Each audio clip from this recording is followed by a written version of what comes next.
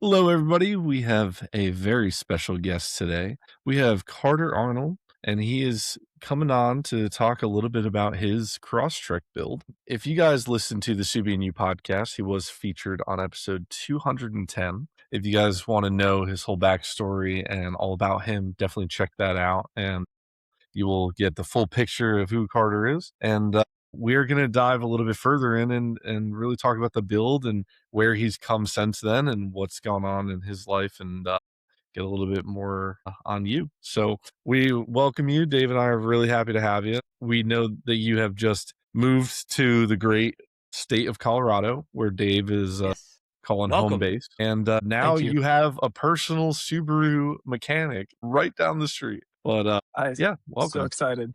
Thank you. Thank you very much. So I listened to your Subi and You podcast and got a great idea of you and your car and everything. I absolutely love the name choice for your car. If you can explain a little bit about that. Yeah. So the car's name is Xtrek Alice or XV Alice. I know a lot of people get confused by the plate because XV can stand for 15 in Roman numerals. But if you're a true Subaru nut like I am, you know XV was the first generation Crosstrek. So it's Crosstrek Alice. XV Alice for short. The name came from my great grandmother, who unfortunately passed in 2021 due to COVID, or not due to COVID, excuse me, during COVID, but not due to COVID, thankfully. She's just old. She was 97. So long, Wow. long life. Very, very, very grateful to know her and to get to know her for 21 years. So right when she passed, I was kind of looking for a new car. And I just knew, I'm like, this has to be a dedication build. There's no ifs, ands, whats, or buts, because then I could take her everywhere I go. We could go on adventures that we were unable to. And, you know, I could kind of just bring her along with me, even though she's not there physically, she's there in spirit. Yeah. It's really amazing that you got to have such a relationship with your great grandmother. I mean, I think that it would have been amazing if I could have had that. It's just like, it's kind of uncommon, but I think that the fact you got to live that is amazing. I actually named this episode Alice Unchained instead of Alice in Chains because I thought that was a good name for this. I love that. That's perfect. So walk us through the build, man. I mean, I love Crosstreks. I think that they're awesome. I Same. think the off-road versions of them are so different. Everybody has their own take on it. I'm going to pop up some photos here so that people who are watching can kind of get an idea of what we're talking about. But yeah, I mean, just I would love if you could walk us through it and just give us an idea of what's going on. Let me pull this Yeah, up. so you know, it doesn't look like a whole lot from the outside, and that's kind of what I was going for. I didn't want something like large with giant wheel spacers or anything like that. Although I love the look, and everyone has their own unique look, and I absolutely love it. For me, I just kind of wanted to keep it. What is it called? Like a sleeper almost. Yeah. Mhm. Yeah, there she is. So it's all the suspensions aftermarket, every single piece. It's all Rally Tech, body armor 4x4, and what's the other one? Anderson Design Fabrication, and Yep. ADF. yep. And then there was one more that I can't remember all of a sudden. Heron, I think it is. So it's all the suspensions custom aftermarket, not a stock piece left on it. It's actually on a 4-inch lift. So the Ironman 4x4 2-inch suspension lift, Spec C. Regret that choice, but we could get into that later. And then there's a top hat spacer lift on top of that. And Yeah.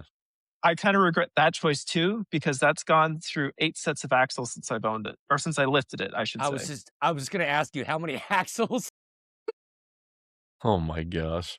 8 sets. This is a second gen Crosstrek, right? Correct. Yep. 2018 second gen. That's awesome. I mean, was this your first choice when you were looking at Subarus? Were you like, man, I really want to find a Crosstrek? You know, what's funny is I'd never actually really kind of looked at a Subaru, never understood a Subaru, never wanted a Subaru. But it was 2020, I think 2019, 2020 is when I started seeing the ad with all the Subaru Crosstreks in the dog park acting like dogs. And I was like, that Good is commercial. such a, right? I'm like, that is such a cute car. Brilliant.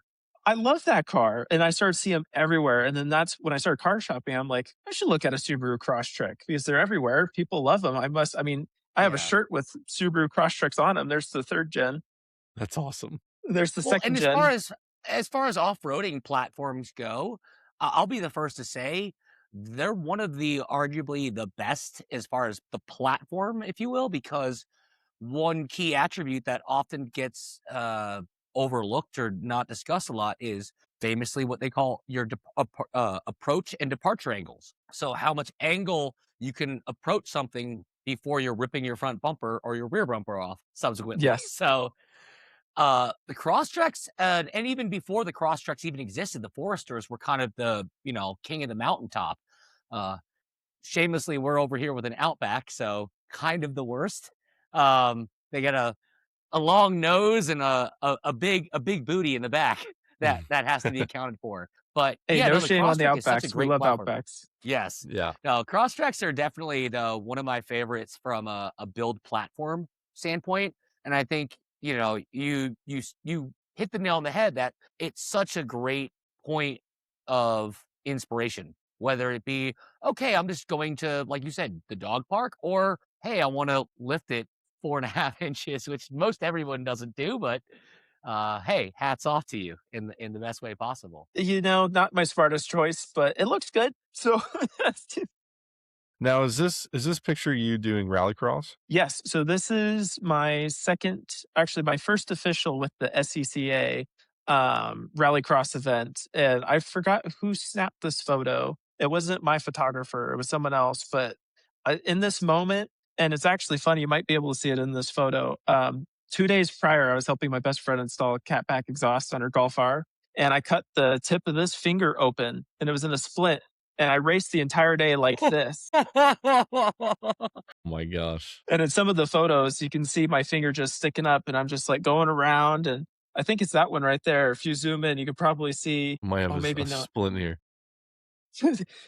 So, but honestly, that was so much fun, and I would love to do it again because I kind of underplanned it. I forgot the keys to take the swing out tire carrier off because they had the hitch lock on it. Oh my god, no. So in other pictures on my Instagram, you could see it just on the back wiggling around, and the whole time I just hear it going ding ding ding ding ding ding. I'm like, oh my gosh, this is so annoying. Now, from the time that you were on the CB&U podcast, you had talked about how you went to rallycross school and you had done a little bit of training, and you have you now advanced in it? Are you competing? Are you stepping up into trying to get better at it? Like where have you progressed with the car? So I definitely kind of throttled back a little bit because my at the end of the last year when I started to plan to move to Colorado, everything kind of took a change. It's like, okay, I need to start saving up money to move. I need to start, being a little bit more gentle on the car so that way I can make it for the move. So I kind of just more or less started doing a little bit of rally simulator on Xbox, playing Mhm. dirt, kind of just doing like simple things like that. Great game. I love it. And I wanted to move out to Colorado too because there is a lot more, I want to say, off-roading rallycross type events, especially in the snow.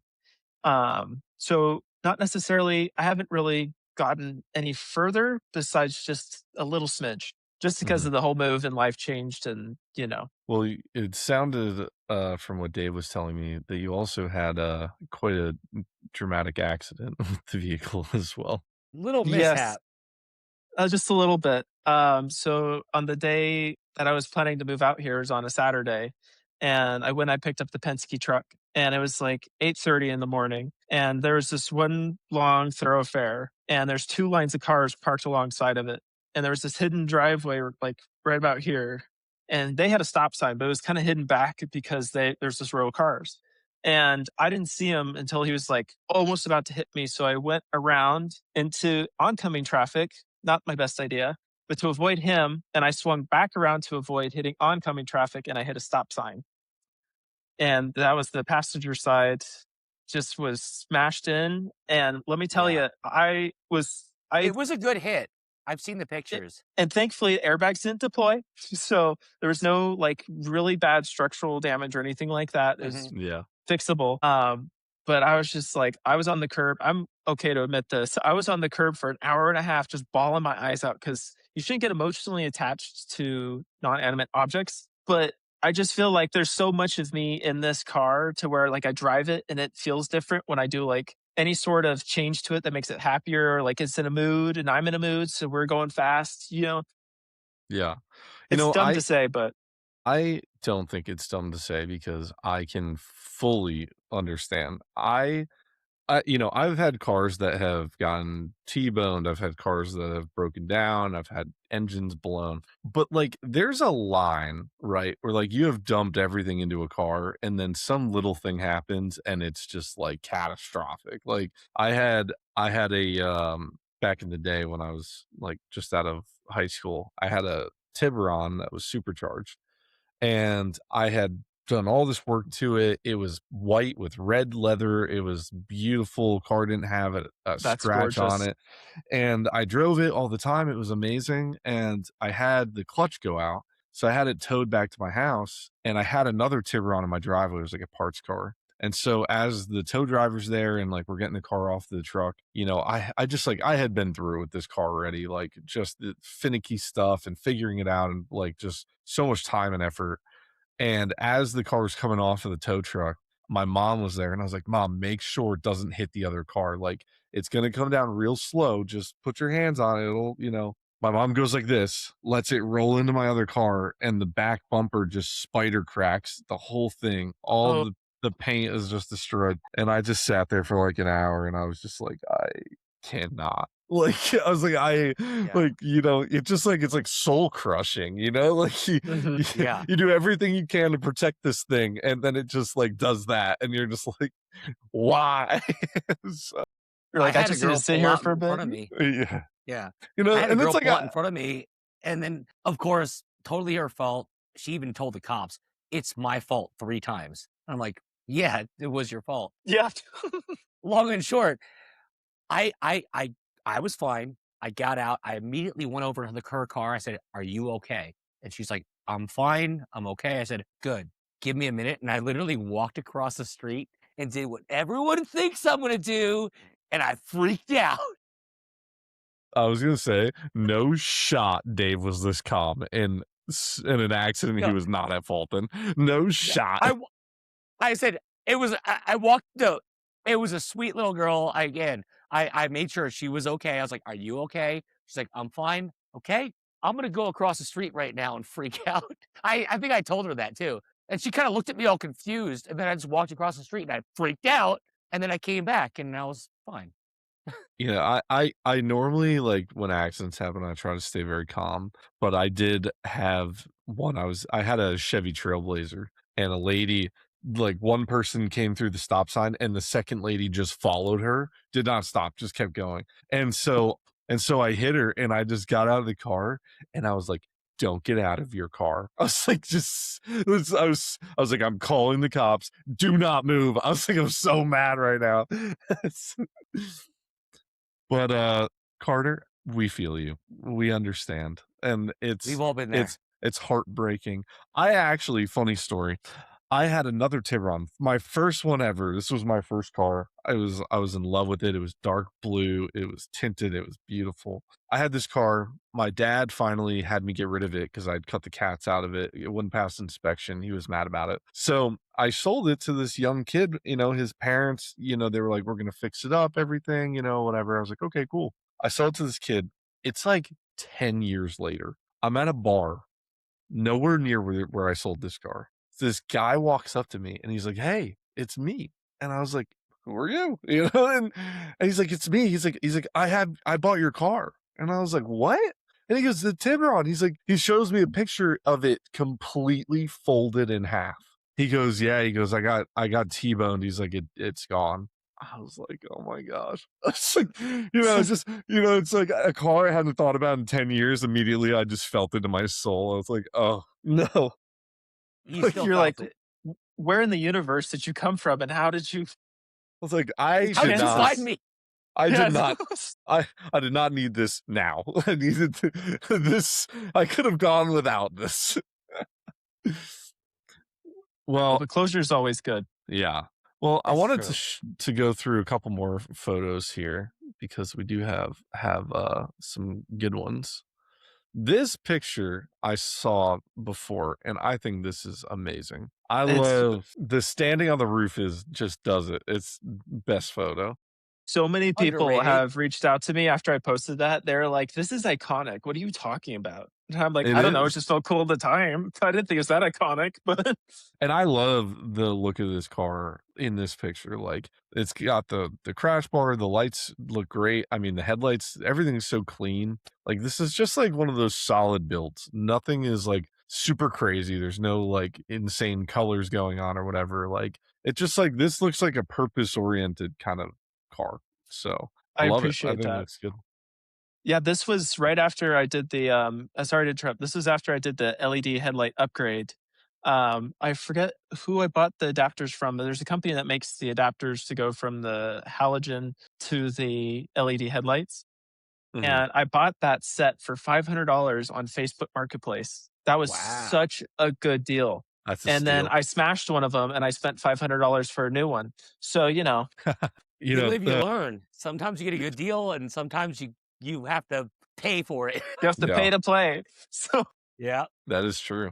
You know, the thing I love about the cross treks is that some of them are so unassuming, like they come in the black or the gray or the dark blue, but then some of them have like really cool colors, like the bright red looks Neon good. green. The yes, hyper blue, the neon green, yes. like I think that like it's just like personality, right? It's kind of like when the Kia Souls came out and they had all the videos with all the hamsters and they came in all these different colors. And it's like finally people can have like a personality, you know? Like Mhm. Yeah. I'm gonna date myself so hard right here. It's like when the Verizon chocolate phones came out and they were like all different colors, and it was like you could have any Yeah. color phone you want, and it was like they came in like 100 colors, and I everybody had mean, different ones. everyone that, isn't as old as Patrick even still remembers iPhone. iPhone They stole used to that. only have black. They only had This black, and then they came this out is with bef white, and it was a this is limited edition. before the iPhone C. That's I like know. we're talking 10 years. Yeah. And then they had the iPhone C, it was like, "We're gonna give you colors now." And because everyone was Yeah, blown away. It's like, it's always black or white, and white was a limited edition, and then all of a sudden, it's like, "Well, now we're gonna give you green, blue, red, whatever." yeah. I was there when the dinosaurs got their phones, so whatever. Love it. Gosh, Yeah. now I feel young. Don't even want to tell you how old I am. Well, you look 20, 25. Oh, close 24. Okay. You know what? That's not listen, Thank you. that's a good place to be. Being 31, not a good place to be. You don't wanna be there. You 25 is know, good. my doctor already told me, he's like, at the rate your body's going, you're 85 inside and 24 externally. And I'm like, cool, let's go for it. Yeah. You're like, "I'm gonna go crush a Red Bull." Yeah, exactly. Gonna go crush a Red Bull and go race my Subaru Crosstrek. I'll see you later. Yeah. So, tell me about this. I thought this was a cool picture as well. Yes, that's one of my favorite things. I am sucking at remembering the companies that there's a company that it's mainly I'll try to think of them, but there's a company that made this for me, and they only do like old school classic cars and stuff like that. And I just inquired, and I was just like, "Hey, I'm going to go to Subi Fest." I think this was year 3. This is the third time I went to Subi Fest, and I was like, "I'm going to go to Subi Fest. I would love to have one of these. These are sick." I have this really cool picture of my car climbing on some rocks. Can we do this? And they were just like, "Yeah, I don't see why not." So I made this because I see all these classic cars, with these dedication build signs, kind of explaining where the car came from or what's built onto the car. And I more or less wanted to explain the story of Alice herself and the reasoning behind the car versus what's on the car, because the story is kind of what grabs you more than what parts are on it. In Yeah. my Well, and again, like it's the character behind it. Like I love this. I think that when I go to Boxer Fest or Wicked Big or any of these, things, for me it's like that always grabs me more than whatever you have on the car. Like, last year we went to Boxer Fest and the Baja that was there, it was painted blue and brown. It had the original colors. The guy then had a mini version for his son that he built and they painted. love That that. And was the cutest thing and ever. and him and his dad rebuilt their Baja, like they restored it completely. And then they had other little Bajas and stuff. And like, they had a whole theme going.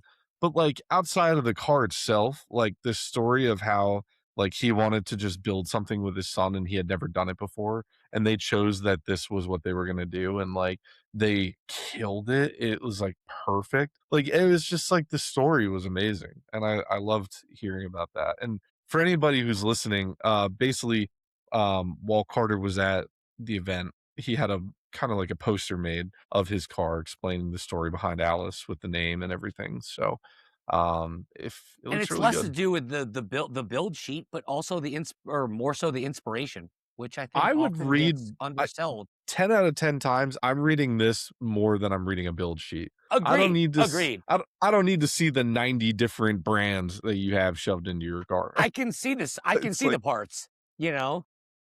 yeah, I mean, it's like I can tell what's what, right? But I don't know you. I don't know your story. This is cool because this is a conversation piece. Somebody walks up, they read this. Oh, wow, I knew my great grandmother too. Or, well, I built my car in remembrance of this person. Or, it's like this is like really what the community side of this is about. So I'll just say I'll say it. This is what car culture is about. 100%. And agree or disagree in the comments, but I think this is what true car culture is. A car represents something. A car means something. A car is more than an A to B. Again, not knocking anybody because my mom just wants to get to the grocery store and wherever she needs to go. Not knocking moms, but she's got a 2017 Outback. And that thing will get her wherever she needs to go through any weather. Uh, but it's more of a facilitation, I think. And I don't disregard that in any kind of negative. I don't want to paint anyone who just uses a vehicle as transportation as a I bad don't person. I don't think those people are listening. So Yeah.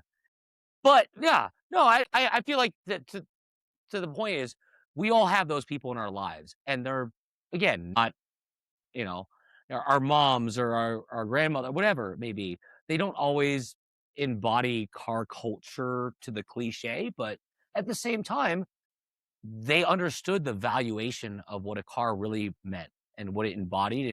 It's a facilitation to get you to the places that you need to be, the well, people that you want to see, things that you want to do. you know what I will say, Dave, is that things like this are what turn people like that into car people.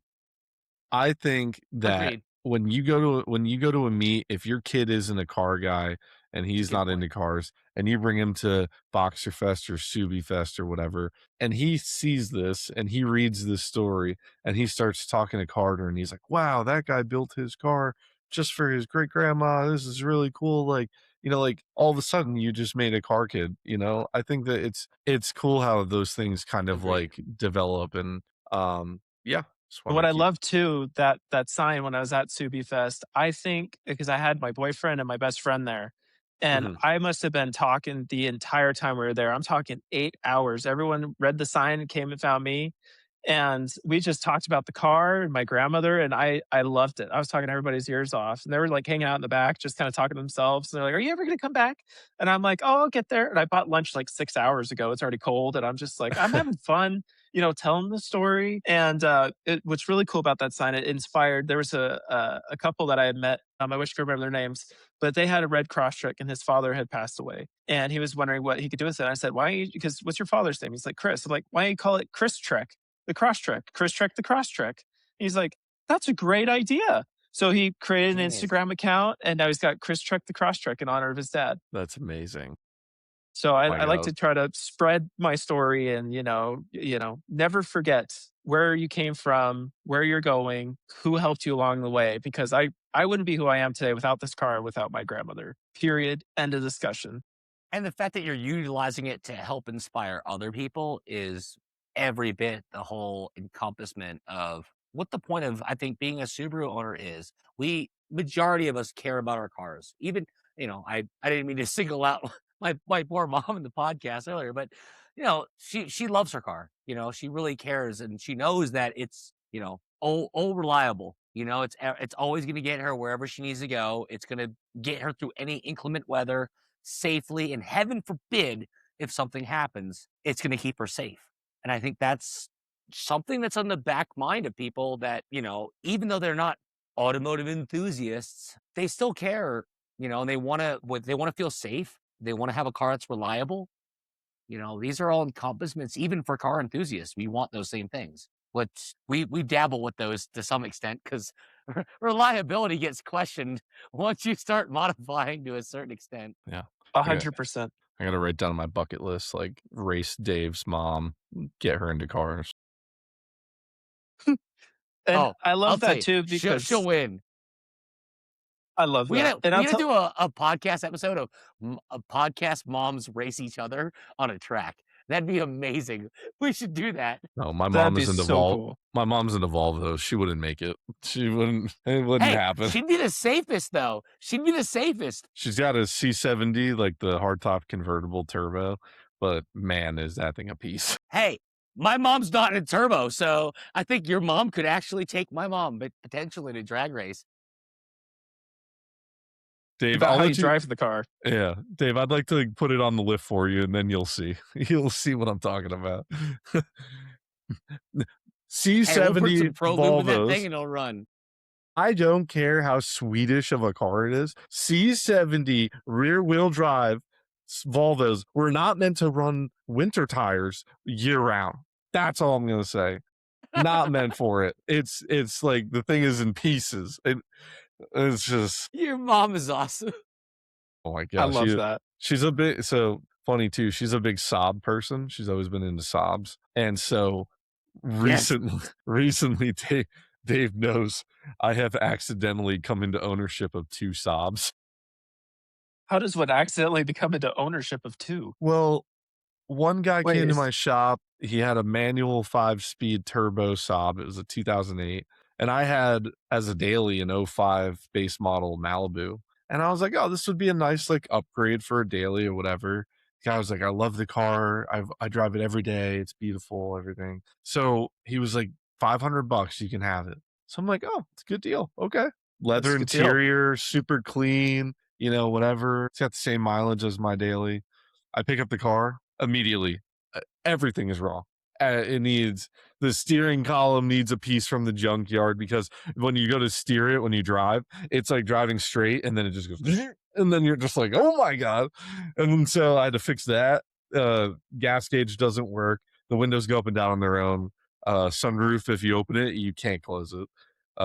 There's just like all of these random things that went on with it that I was just like, oh my dear God. So then I had the smart idea of what if I got another Saab? What if I got the same one and I use that one to fix the first one? Now I have 2 running Saabs and they're both identical. And now I'm trying to convince a Saab European shop to take my one Saab off of my hands in turn to fix my other Saab.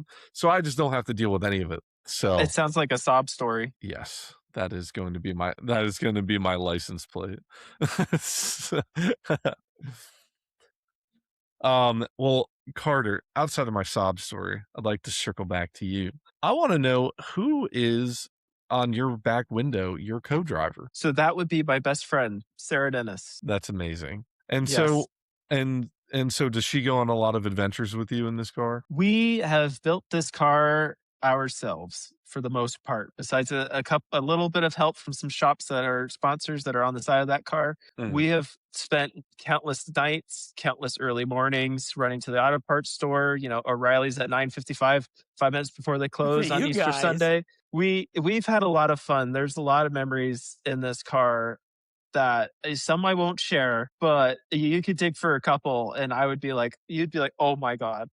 The fastest I've ever gotten this up to on the highway with her, I should admit this, was 132. Wow. And, if the officer had his spotlight on and he saw me go up the side of the highway up behind a tree, he would have caught me. But, Wow, that's insane. Well, my next question, how did a lifted crosstrek drive at 132 miles an hour? it's actually, so I kid you not when I say this, I get this aligned at least almost 8 times a year because since everything's adjustable, Rally Tech, everything's adjustable. If one thing is out of alignment, the whole other side of the car is out of alignment. Yeah. So Yep. it drives so beautiful. It's the best. Like I have never ever driven a car ever that drives like this. It's so flawless and When smooth it's and right, doesn't it's even right. exactly. So very But when very it's wrong, smooth. it's However, wrong. yeah, Yeah. when it's wrong, pieces start to fall off, which has You happened. you But you you know, you also know, yeah, I was gonna say, once you start to modify a car to a point, you become hyper in tune to it. I think that's yes, an understatement. So there. you can start to hear and feel things that anyone else that's in the car, driving the car doesn't notice. But you're like, there's something wrong in the back left. I just know it, you know? I could just feel it. I It's call it just the not butt right. dyno. Yeah, it's the butt dyno. You're like, no, there's something in the back corner left. Like I can feel it. That's what mechanics we all call it the butt dyno. You know, it's like okay, I'm gonna have to start there's using a that. there you go. It's a You weird you I know love that. oscillation. Carter, I learned how to drive off-road in a '98 Chevy Blazer that I That's had pretty slick. I had 20-inch chrome wheels and street tires on. Yes, the chromies. And so I used to take that on a dirt road by me called Snake Hill, and the whole road is dirt, and it's just this and hills and jumps and so I used to go back there and just slide the crap out of it because it had no traction. It had no time. It's just like You're just gliding at that point. you didn't have to do anything. That car would go sideways. And I learned very quickly how to drive off-road because it was very terrifying for half of it. And you come around corners, you got mountain, road, valley. You're like, don't let me go off today. It's like, Yes, you're like clenching your butt cheeks, and you're like, no, no, no, no, no, yep. stop, stop, You try to stop. correct, and then the last minute it corrects, and you're just hoping correct, correct, correct, correct, correct. Yeah. Yep. Oh my gosh. So what has your experience been off-road with this car? Have you ever gotten stuck? Have you had any situations where you've had to use your tow hooks to get out or anything like that? I've never actually had to use the tow hooks. Kind of grateful. At the same time, everyone just tells me they're there for decoration, which they're not wrong. They pretty much are there for decoration since I haven't used them. You need to Actually, knock that's on not wood true. somewhere. Knock on wood. Yes. The one time I did use it was when I have a little cousin and she had like one of those gas powered dune buggies and it ran out of Yeah. gas. So I just put her in reverse and chained it to the front tow hook and towed her all the way back home. There you Oh go. my So, gosh. I've used it. But the one time, there's two times where I've gotten into pretty serious trouble off road. The first time I was just, on this little back road, it was paved, and I was with my best friend, Sarah. And there was this little dirt outcropping kind of road off to the side. And I was like, let's do 45, maybe 50. And I'm like, let's just go do it. And I hit it, and I didn't realize that it was wet. And the whole car goes down and sideways right into a riverbank. Mhm. And a- after that, the High car, center kind of. kind of, yeah. I pulled myself out of it. I drove right out of it. It's totally fine. No Okay, body damage. I luckily. was shocked. Yeah, luckily, thankfully. Oh my gosh. But anything above 20 miles an hour and the car shook so bad. I knocked all the wheel weights off the passenger side. Every single one was gone. I'm like, how in the world did I do that? They're gone. My Hey, gosh. hey, hey, well done, my man. That's Well it. That's done, that's well done, actually that's well like done. that's pretty impressive, honestly. I've never heard of anybody doing that. It's just every single one, both tires. I'm like, how in the world? I swear they were on there. I double checked Gosh. and I went back, and sure enough, they're all scattered all over the ground like sprinkles. I was like, how in the world does one do this? Oh I my wasn't even going that gosh. Hey, fast. for anyone who wants to know, those are really cheap. So, Yeah. Yes. Don't trust 3M, apparently. I have Yeah. no clue. And so well, and what was your a second super sketchy mechanics group. scenario? Oh, sorry. Go ahead. So my second scariest moment is actually shortly after this photo was taken, because this is a really long stretch up in Hemet, California. I was flooring it. And I think I sent you one of the videos too, but I was flooring it. And I come around this one turn. Mind you, this is the first time I've ever been on this road. Not my best idea. And I come around this turn, and all of a sudden there's another turn. And I'm like, oh crap, I'm doing 80. And I've got maybe 500 feet to stop. So, I hit the brakes and I start feathering them. And the last few feet, I just slide and I love tapped the tow hook actually right into a dirt mound. And I was just like, well, you know what? The car's fine. I put it in reverse and I kept going. So Oh my gosh. Some of those like close encounters where like you think you got it and then you just tap something. Those are sometimes the worst ones because you're so confident. You're like, it'll be okay, and then it's not okay, and you're like, oh then my it's gosh. not. Yeah. When I my Saab that I have, I just had the bumper redone because it was like, damaged or whatever. Uh-huh. And when the muffler fell off, I welded a pipe. So there's a pipe like this long out of the back of it. So, we have a big dirt lot next to my shop. So, I pull down the lot and the guys are like, spin it, So I go back there and I'm trying to do one of those where you like spin it and you kind of like whip it back, kind of like so, Like a J cause turn. yeah, like a J turn kinda, and Okay. so I go in reverse, and I go to whip the car, and I didn't remember that there's, like, a whole mound of rocks, like, small pebbles, Crap. and so I just go I whip it around, and I go back first right into this whole mound, and I was like, "Oh my god, I just destroyed the bumper I just fixed." I was like, "Please, no." And I get out, and literally the exhaust being this far out saved me. It just went right into the mound and dead stopped the car. And so I pull out and I just stepped on it, all the rocks shot out. I was like, "Hey." It's What a it's fu close call. but, like, that's one Yeah. of those things where I thought I had it 100%, and I did not have it, and I just, it's like And that reminded me of, I I was filming some, which is yet to come out, but some promotional content that, we got a little too hard, let's call it, and sure enough, ended up in the front side of a ditch and smashed both of our diodynamic, front lights. Oh, And, so emailed Diode is like, "Hey," sent him a picture of the shattered lenses, like, "I think these are defective," oh my jokingly. gosh. And they were like, yeah, no, they're definitely defective. Here's a link to get a new set." Oh Or, my gosh. again, or an invoice for a new set. Again, shout out to them. They gave us a hookup, but, no, it that's was awesome. definitely a perfect example of like, yeah, you know what? We've all said it a little too hard, and if you're not willing to break stuff, you're not really pushing it hard enough. I'll just say that. Yeah. Honestly, so true. Mhm. Man. Well, it looks like you've been kind of everywhere in your car. Alice has taken you coast to coast. Now what do you think is like the coolest place that you've been in your car? Ooh, that's a good question. Probably Solvang, California was the coolest place I've ever taken it because we drove from downtown San Diego. For those of you that aren't familiar with California, downtown San Diego is like, I think 10 hours or something from Solvang. Yeah. Correct me if I'm wrong. I'm just going off of old memory. Mhm. But we went from San Diego to Los Angeles to Malibu to Solvang to Orange County. Like we went all the way up the coast. And it That's was the most awesome. stunning drive I think I've ever been in that car to date. I mean, granted, journey's still going. I've had her since 21 and we're now in Colorado, but she hasn't really gone anywhere besides a body shop since she's been here. So, got to Yeah. change that. Yeah. Hey, we'll see you out in the trails soon. Yes, yes, we will. I have to ask. I absolutely love San Diego. Do you miss it? Oh my gosh, yes, so much. Daily, Yeah. daily. And I've only been here for I think almost a month. Yeah. It's just such I'm a sorry, I think it's great pronounced area. San Diego. San Yeah, I Diego.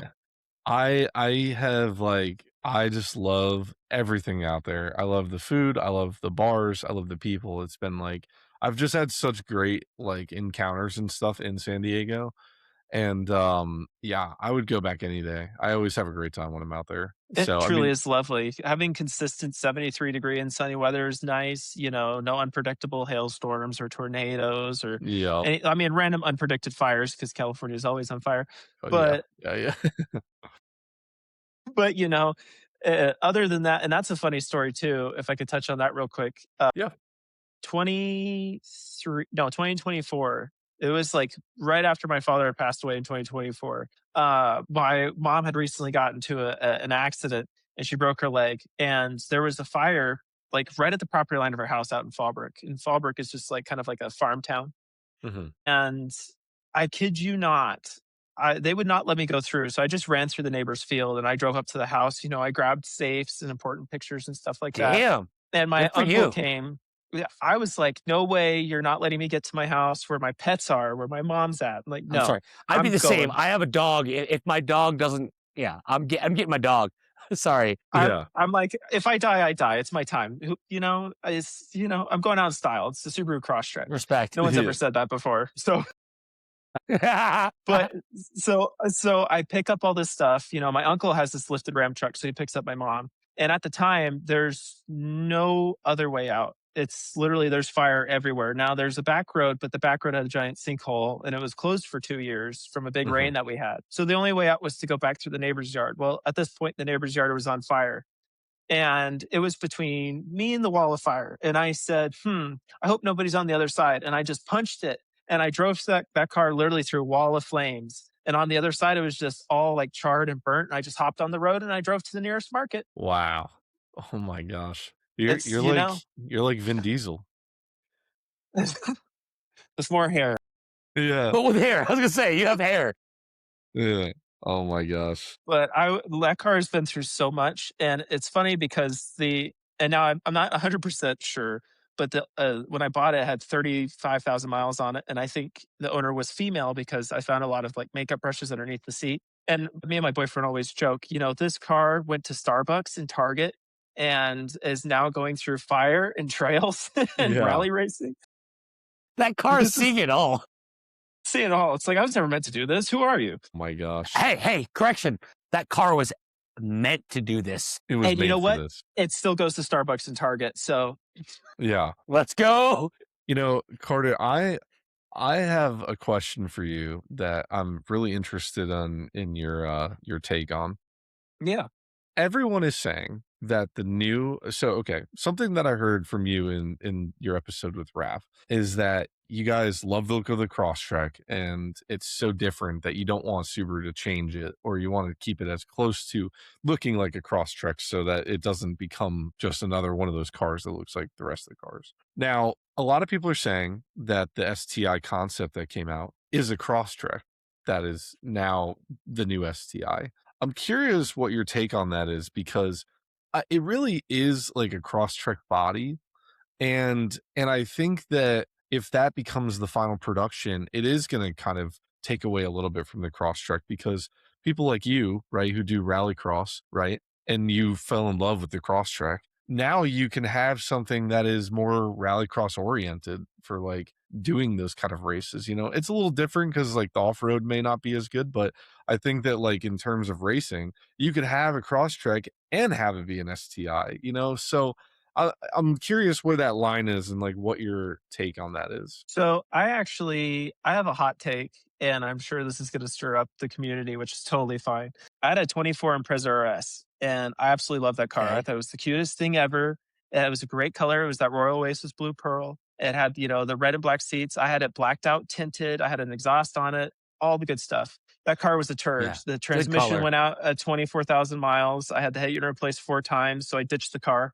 When I saw the STI version with the manual, I was rather intrigued. And I think a lot of people are forgetting what we had in the early 2000s. Actually, kind of right next to what's parked in my car in this picture is the Hawkeye Impreza STI. And I think that's more similar than it would be an STI Crosstrek. Now, I'd love to see an STI Crosstrek because having a turbo in this with the manual, that would be.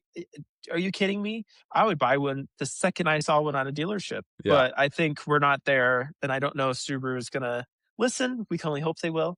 It's what the people want. Well, from what I've heard, what would be the biggest benefit of this is if the STI, if they bring it back and it isn't a Crosstrek body, right? It's just being that they've made changes to make it into an Impreza, STI. But because they're using a Crosstrek body, the next generation of Crosstrek will be able to use all the parts from the STI. So I think that like the thing that Subaru's always been known for is that the parts have some kind of compatibility across all of the platforms, right? You can always You're not wrong. you can borrow stuff from a Bug Eye and put it in a Hawkeye, right? Like you But then can borrow. again, for example, we can all agree if you want to take your WRX and make it an STI, it's going to cost you more money than just buying an STI. Well, Like what the I'm swap the saying six is, speed, the DCCD, the yeah. drop the rear differential, the drivetrain. Like you're swapping everything. You're swapping axles, differentials, transmissions, engine, like, oh, brakes too, suspension. You probably just should have bought an STI. Well, what I'm saying is that if you want to cross track, right? And you want to borrow parts from the STI, things that only the STI has that you can be like, oh my gosh, this just direct fits my cross track. Like I Yeah, can I actually agree. I get, think chassis things would be applicable, but I can't see anything would be valuable or applicable from a engine transmission. Not you're not wrong. Could it be done? Yes, but is it worth it? yeah, I mean, if it's got a more aggressive body style, I mean, look at we've seen, right? We've seen narrow body cars come out and we've seen wide body cars come out. We've seen people want to swap the fenders. We've seen people want to take parts from different cars and merge them into their build. That's the whole thing, right? You're making it your own, your characteristics of what you want in your car. It just helps when they cross platform these vehicles because you can do that. I agree. You can take something from a 2027 STI and be like, man, I really like the seats in this STI. They direct fit in my Crosstrek. I could go and get a full STI interior and pop it in and be like, wow, this is pretty sweet. Like I think that there's There are some. guys retrofitting the electronic power steering into older Subarus. Well, I think what it does is so this is the whole thing, right? When we talk about Carter, I don't know how familiar you are with like all of these equity buyouts and companies buying up performance, companies and stuff, but essentially what's been happening is like what we saw with Rally Sport Direct, right? Is they said, you know what, off-road stuff makes us money. So why don't we offload all of these other companies that just sell car parts and let's just focus on off-road struts. Let's focus on off-road suspension and the crash bars and stuff because these all make money. Well, all of a sudden you have the STI and the Crosstrek that share parts. Now the aftermarket is booming because people want stuff for these cars. And guess what? A company like, Company 23 or a company like Rally Sport Direct, they can make a part that actually fits both. And now when you go on their website, you can go on there and get a steering wheel or get a door card or Sure. something. And it fits a whole fleet of cars because they're all based on the same chassis. And that's why I think we all love Subaru as a whole. They've always kind of embodied that, in certain capacities. Like I said, even the guys that are trying to retrofit the new electronic power steering racks into older Subarus, it's actually a lot easier. I looked into it one day because I saw a post about it. I was like, oh, this is down the rabbit hole. Here we go. Somebody having to build some Raspberry Pi computer to control this. No, it was actually pretty straightforward, like scarily. Like Subaru has made it to where it maybe not their upfront intent, but in part of their ethos, if you will, it has always been that, like you said, backwards compatibility. It says, oh, well, you know what? We're going to introduce our first generation of electronic power steering. There's not 22 wires Yeah. that you have to figure out which go to what module and controller. I think, if I'm not mistaken, I think it's about less than 8 wires for that entire system, which, okay, becomes more obtainable to go, you know what? Let me reverse engineer this and put it in my 2007 STI and have electronic power steering that is lightning fast. Yeah. Just Especially if you're saying, building it out to drive fast and you got bigger turbos on it and stuff, that helps significantly. Well, yeah, and you want something that is the pinnacle of, okay, no one's ever done it before. Well, Subaru is kind of giving it to you, just saying, well, all of our stuff's kind of interchangeable. All our transmissions, engines bolt to each other. All of our general platform of a drivetrain are the same dimensions. Yeah. They I they mean, made it easy for us. Let's be honest. Whereas, no offense, but other companies have not historically made it as easy as Subaru has. yeah. I mean, I just, I got a 19 WRX. I just swapped the whole interior to an STI interior. And guess what? I have power seats now. You know why? Because I just ran a power wire from underneath the seat to an empty fuse and boom, I have power seats. It's So plug and play. It's like they made it so stupid simple where like, you can swap anything and just be like, well, all I got to do is this little fix and boom, it works. Like, here we go. Yep. It's like, It's Fun nice too fact for because anyone some who wants to parts. know, Sorry, go ahead. I was gonna say Subaru has, like Patrick was saying, the provisions for every accessory. So there in some companies, not naming names, or you have to buy new wiring harnesses and other provisions and fuse boxes to rewire for extra features. No, Subaru is just, oh wait, there's a plug right there that's not plugged into something. Plug in the switch, plug in, like Patrick said, the fuse. There's a relay spot where the relay's not there. Plug the relay in, and you're pretty much off to the races. yeah. Sorry, Carter, you were going to say. Oh, I was going to say, and one thing too that I kind of like about what Subaru's done over the years is like, I think it's 2011, 2012, the center light right above you, the cabin light, Mhm. that design hasn't changed. I still see that in the 2024, 2025 models. They just changed it for Mhm. 2026. So it's nice that there's parts like that where you could pull out of a 2012 and stick in a 2023. Yeah. And it's half the cost. I like to Yeah. believe they learned that from Toyota because Toyota famously always did, if it ain't broke, don't fix it. You can look at Toyota for over 20 some years. They've had the same window switches. There's no reason to replace them. They work. They're great. There's nothing wrong with them. And now some people started to probably in the latter years complain about my Lexus has the same window switch as a Toyota Camry. This is unacceptable. Okay, we'll make you a bespoke window switch. Oh my God.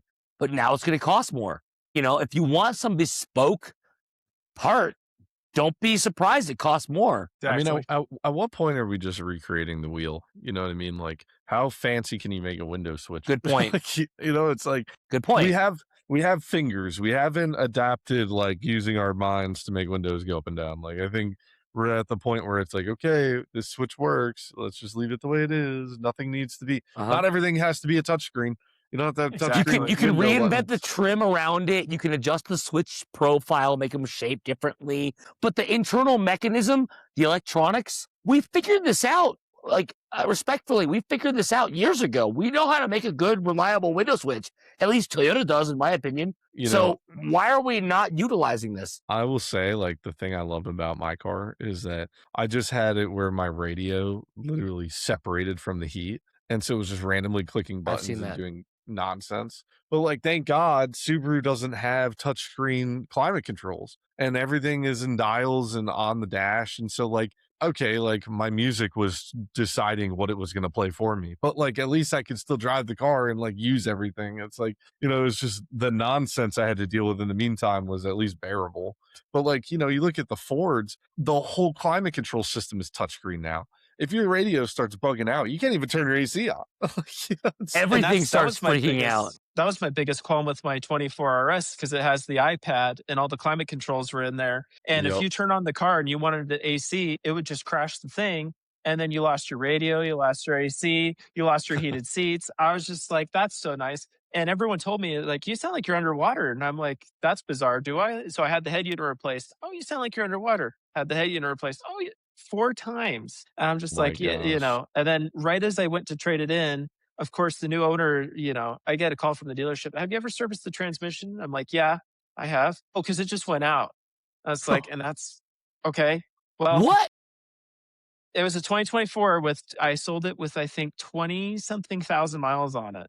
And the transmission went out. And I was just like, I think prior to COVID, we had a lot better cars across the board. And I think COVID with the park storages and, having to redesign everything, we kind of shot ourselves in the foot and we went backwards instead of forwards. That's my hot take. It's an interesting point. Hey, good Well, point. Well, during COVID too, I mean, there was like this big thing where cars were sitting. So like, people weren't buying cars or, they're because of the mhm. price spikes or whatever was going on. But I mean, there's videos of Ford that they had like fields the size of football stadiums that were just full of cars just waiting because they were waiting on chips to come from China and whatever else they were waiting on. So you had all these cars that were just like, not doing anything. And then all of a sudden they get put into production. But, some of the maintenance items, it's not just based on mileage, it's based on time. And so now, right, you think you're getting a new car and you're starting at 0, but this car's Mhm. already been around for 3 years. So now, even though it's got 0 miles on it, it's due for all the fluid flushes that haven't been done in 3 years. It's like, yeah, you know what I mean? There's just a lot of nonsense. I think COVID really messed up the whole car industry for Truly, years to come, Amen. truly. but, Carter, I popped up the picture here of you off-roading in the Crosstrek, and I love that you take pictures like this too, because I feel like these are the pictures that inspire other people to wanna go out and either hit the dunes or, get their camera out and take pictures like this. You're just really using the car, and I think that it's important for people who see this to be like, "Wow," like, you're not just going to parking lots and going to Cars and Coffee and parking the car. You're doing That's not a rallycross. Jeep. You're doing a yeah. You're doing rallycross. You're out here just off-roading for fun, You're taking it on long road trips. Like, this car, I get it. Like you said, when you were upset after you got in the accident, whatever, it's like the amount of time that you have in this car and the amount of time you have driving it is just like it's become like Personal. kind of one with you. So it's just Exactly. it's just really incredible. That's awesome too. That's a good one. That was at a so there's a spot in San Diego, and it's not oh gosh, see here I go again, dropping bombs on all these names. Um It was a Cars and Coffees event, but who was it with? Analog and Grit. There we go. Old memories coming back. So it's a Analog and Grit. It's a car club essentially, and they have a warehouse down there, and they're doing a car show. And Bucky Lasik, I think I sent you that photo too of Bucky sitting on the bull bar. But Yes. I have it parked up right there, and just everyone's reading the sign, everyone's checking out the car. I've had a lot of questions about the car.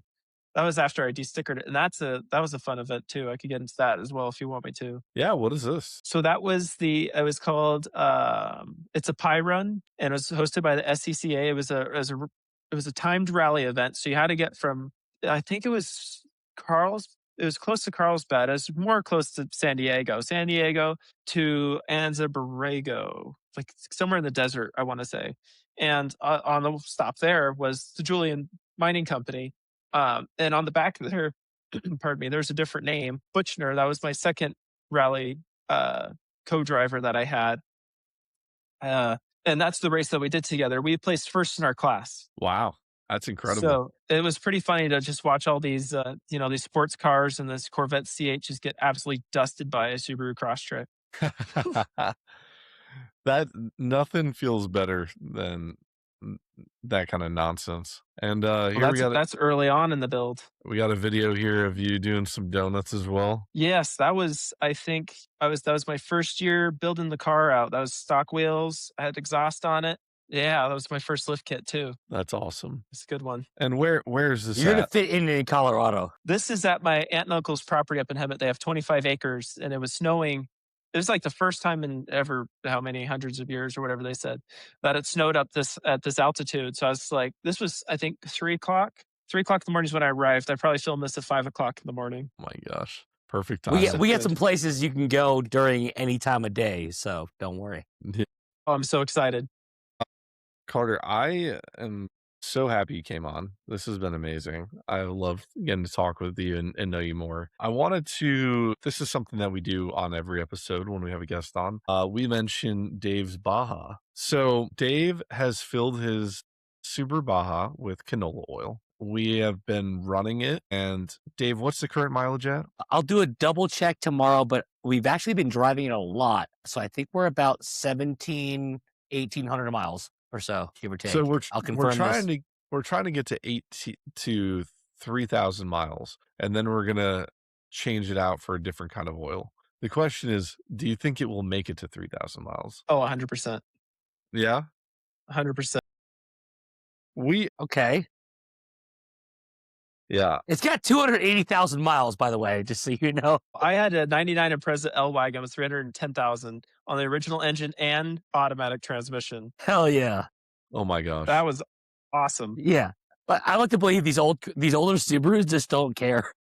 Yeah, That's they're kind like of our, whatever. our point. Like, all right, as long as there's not water in here, I don't care. Yeah, Canola oil is turning out to be a hit because what I always say is if this works and this is like viable, every oil Cheapest oil change is change. like $8. You know, you get some canola oil and you get a filter and you're good. Just run it. If If you get the if I Crisco brand, it's cheap as hell. if I had a Baja with 280K on it, I would be like, screw it. I'm doing $8 oil changes until this thing dies. So I mean, Love I that. also think we're going to 3,000. And then my next question is, we've had some feedback on what to fill it with next. We've been told baby oil. We've been told to bring it Cow to pig. We've been told to bring it to Olive Garden and have the people there fill it with olive oil. I want to do that. Do you have any recommendation of what to fill it with next? Well, that's a good one. BD40. Ooh, We haven't we heard have. that one yet, actually. I haven't heard that yet. That's a It's a good lubricant. one. The only issue is I don't know if I can buy WD-40 in bulk that's like in Well, liquid form. they sell in a liquid can this big online. They There do? you go. They I do. kid you Okay, not. They okay. do. Okay. I did not know this. I just They assume an have. aerosol can. You know how many aerosol cans I'd have to empty to get, 4 quarts of oil. I just imagine Dave They're buying good. 87 cans of WD-40 to do one oil change. That doesn't make sense. Okay. AJ, that But is no, the. that's good to know. They have I'm it telling in raw form. AJ, Ruffle. that is the AI cover for a short right there. It's gonna be Dave with 90 cans of like BD40 just filling the Baja. Like, oh my god, that's so funny. They have different kinds of BD40 now too. Like, I have I have one for like greasing like door hinges and stuff, and it's like thicker. That might be a good one to run. It'll maybe be a little bit more like oil consistency, you know? I'm still You trying should to get probably just sponsored by call and ProLube. ask. We should probably what? I was gonna say you should probably just call WD-40 and ask, "Hey, will this run in a Subaru Baja Maybe with we should 280,000 call miles on it?" Maybe we should call Home Depot and say you need a 10W40, you know, like Wait, WD. what yeah, what consistency can I get a WD-40 in? Wait, that's only WD-40. I want WD-90. Yeah. Oh my god. I love it. Yeah. Well, I appreciate you coming on and your feedback, and I'm glad we got to dive a little Likewise. bit further in on Alice Unchained. And I look forward to seeing more of this build and what you're going to do with it next.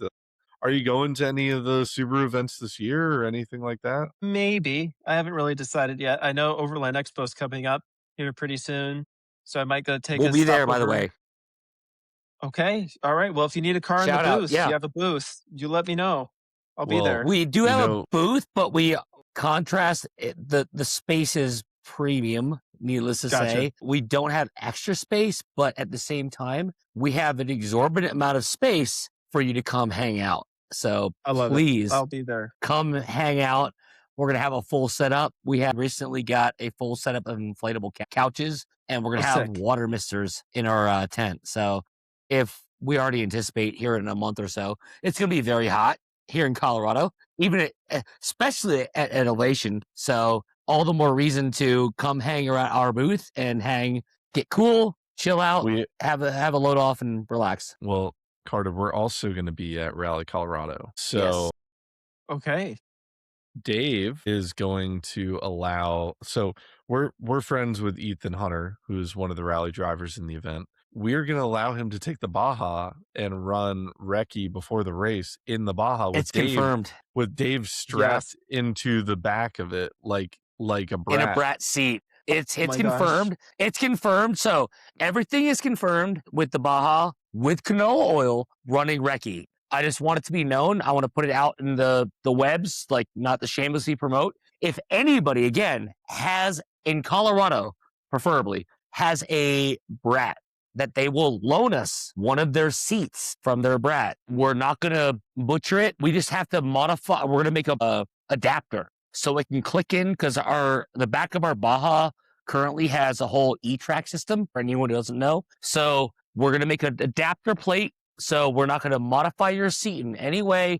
You just shamelessly really, really would appreciate if somebody with a brat has a seat that they could loan us for this event because there's only limited space. And also I think for everyone would want to see the real recce run.